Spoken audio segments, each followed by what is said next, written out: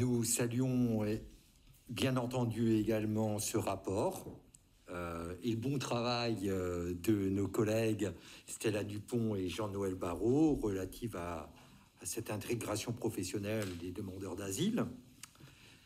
Ce rapport revient sur la problématique majeure qui est l'accès au marché du travail et à la formation nécessaire à l'intégration des personnes protégées en France. Avec ces 15 recommandations, le rapport présente un chemin à suivre pour une meilleure évaluation des politiques engagées et surtout des propositions pour permettre à la fois aux réfugiés et aux demandeurs d'asile une meilleure intégration professionnelle en prenant en compte des différences induites par des statuts distincts. Le groupe MODEM tient particulièrement à saluer la place importante que les recommandations reconnaissent à la formation linguistique quand celle-ci est si nécessaire à une intégration réussie. Les 3 recommandations allant en ce sens apparaissent ainsi à même d'améliorer la situation actuelle, où les formations existantes ne semblent pas systématiquement être proposées au public les plus nécessitants et au moment où ils en ont le plus besoin.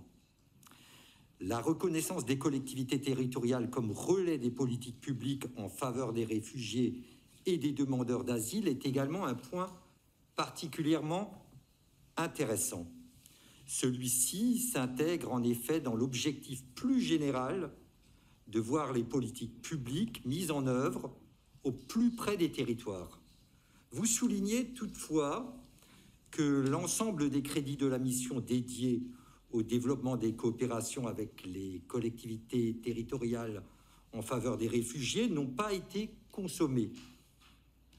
Comment mieux mobiliser ces fonds en lien avec nos territoires ?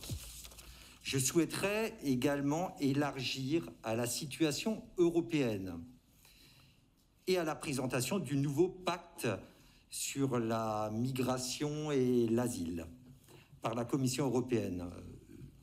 Cette réforme du droit d'asile au niveau de l'Union européenne doit mener à une meilleure solidarité avec les États d'Europe du Sud et une procédure accélérée d'examen des demandes d'asile. Avez-vous connaissance d'impact de cette réforme sur la politique française d'intégration des réfugiés? Et comment vos recommandations s'insèrent-elles dans l'agenda européen de la réforme du droit d'asile? Merci.